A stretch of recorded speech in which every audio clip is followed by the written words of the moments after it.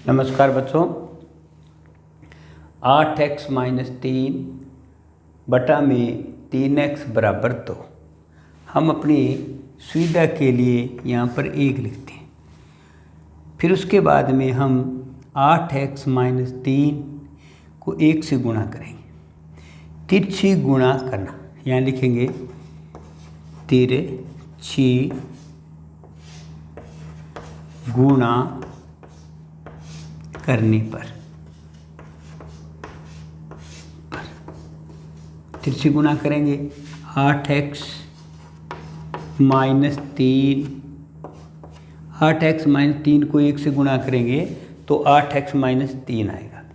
3x को 2 से गुणा करेंगे तो 3 दूनी 6x हो गया बराबर 6x।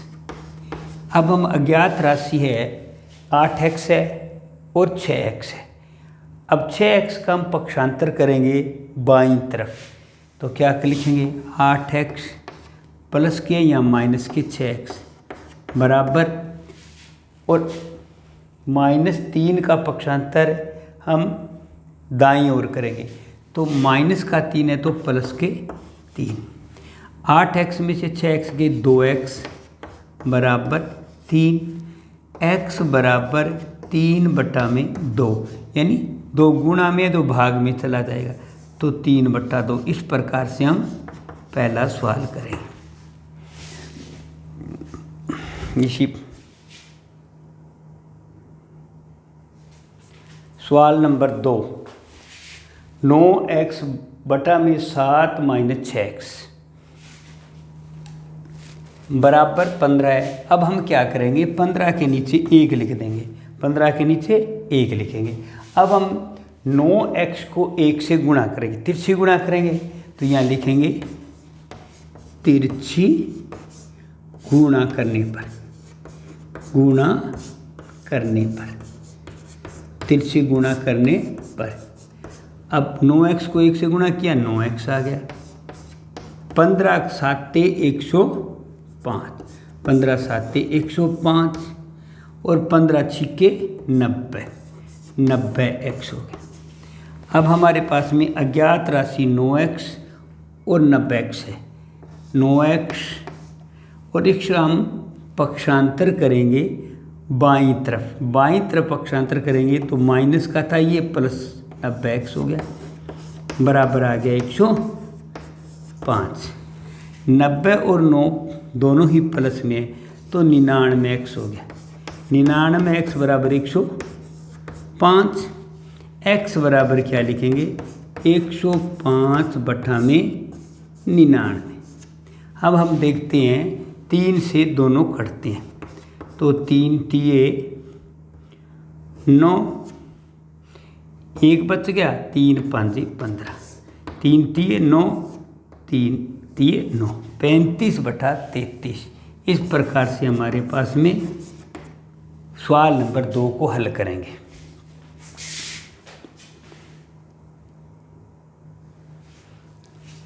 सवाल नंबर 3, z बटा में z प्लस 15 है बराबर 4/9 लिखा हुआ है।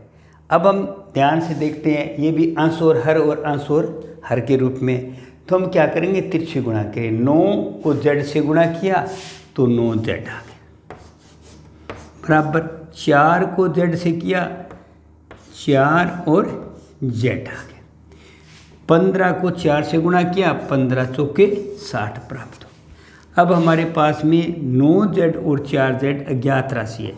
9z प्लस के 5z है तो माइनस के 4z आ गया, यानी 4z बराबर क्या बच गया हमारे पास में 60 बच गया। अब हमारे पास में सजातीय पद है, 9z में से 4z गए, 9z में से 4z जाने पर यानी 9z में से 4 जाने कितने बच गए 5z बराबर कितने हो गए 60।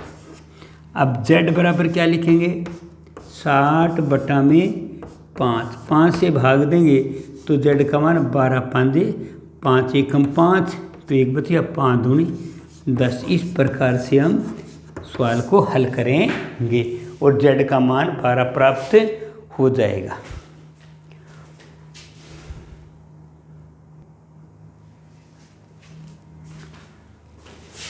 3z+4, 3z+4 बटा में 2 - 6y बराबर -2 बटा में 5। अब हम क्या करेंगे, तिरछी गुना करेंगे 5 को, इस 5 को, ये एक पहला पद है, ये दूसरा पद है, दोनों पदों से गुणा होगा तो 5 तिये 15, तो यहाँ लिखा 15y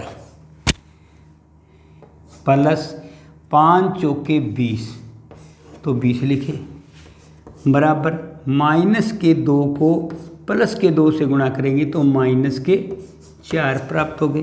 फिर -2 को -6y से गुणा करें तो माइनस को माइनस से गुणा करेंगे तो हमें पता है प्लस आएगा, 6 को 2 से गुणा करेंगे तो 12y।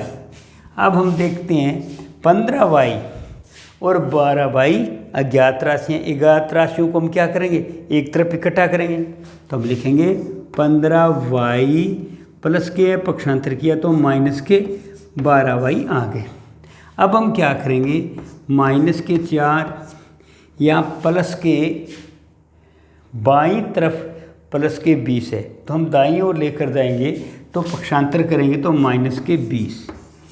अब हम देखते हैं 15y में से 12y जाने पर तो हमारे पास में 3y प्राप्त हो गया और माइनस के कुल 24 हो गए, माइनस के 20 और माइनस के 4 कुल माइनस के 24 हो गए। तो y बराबर क्या लिखेंगे, -24 बटा में 3 से भाग दिया तो y 3 8 24। तो इस प्रकार से हम आंसर निकालेंगे, सवाल नंबर 4 को हल करेंगे।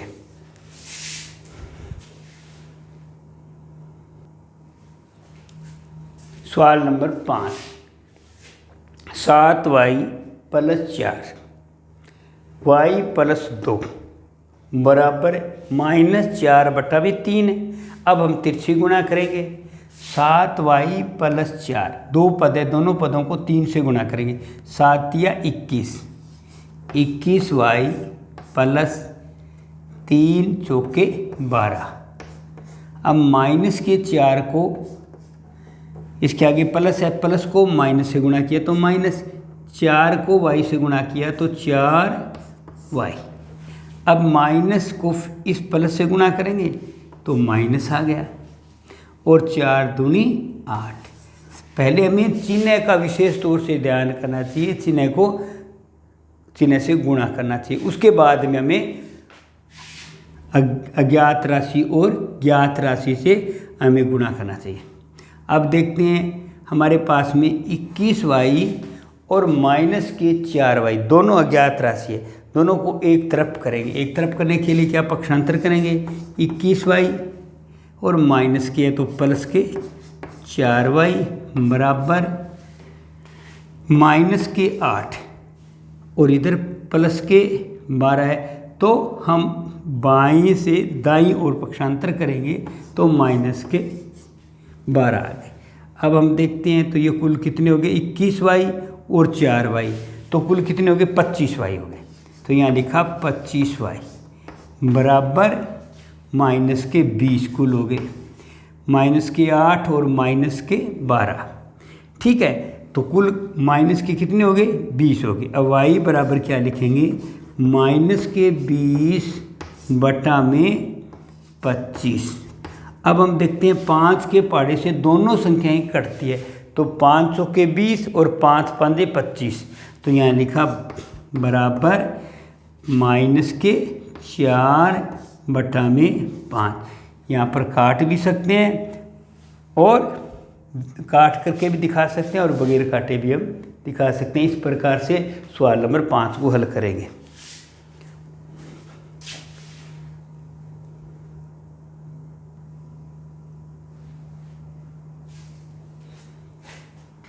प्रश्न संख्या 6, हरी और हेरी की वर्तमान आयु का अनुपात 5:7 दिया हुआ है।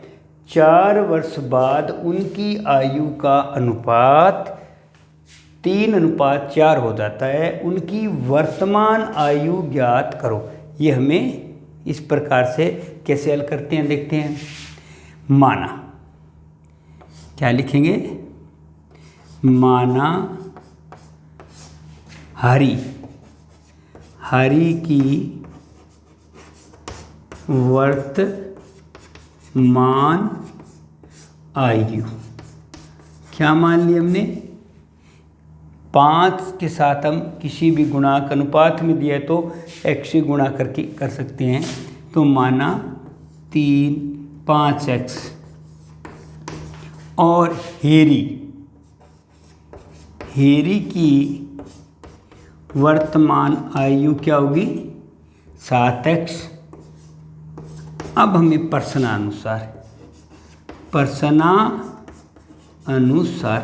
क्या कहता है, वैसे हमें कार्य करना पड़ता है। 4 वर्ष बाद उनकी आयु का अनुपात, 4 वर्ष बाद में, तो वर्तमान आयु में 4 वर्ष बाद में यानी 5x + 4 हो जाएगा, तो हम लिखेंगे 5x + 4। और बटा में क्या लिखेंगे, 7x + 4, क्यों, ये भी बड़ा होगा। अनुपात क्या दिया, 3:3, 3/3:4। अब हम वही काम तिरछा गुणा करेंगे, तो कितना गया, 5 चौके 20x, और 4 को 4 से गुणा किया तो 16 आ गया, बराबर 7 × 21x + 4 × 12। अब हम पक्षांतर करेंगे, 20x - 21x बराबर +12, प्लस के 16 पक्षांतर करेंगे तो माइनस के 16। अब हमारे पास में माइनस का 1x बच गया, बराबर माइनस के इधर कितने बच गए, -4। माइनस को माइनस से काट भी सकते हैं और माइनस में माइनस का भाग देंगे तो प्लस हो जाएगा। तो x का मान हमारे पास में क्या प्राप्त हो गया, 4। इस प्रकार से हम अब देखो हरि की वर्तमान आयु ज्ञात करेंगे। तो हरि की वर्तमान आयु, हरि की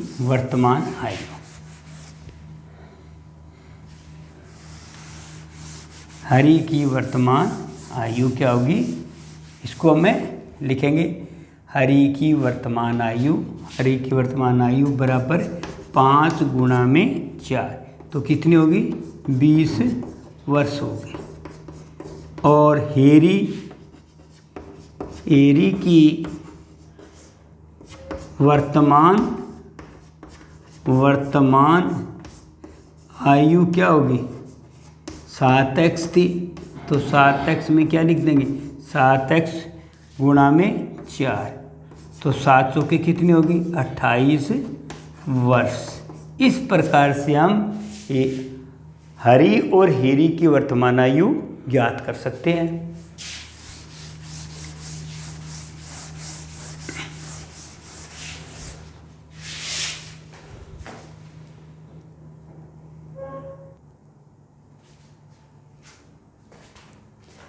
एक परिमेय संख्या का हर उसके अंश से 8 अधिक है।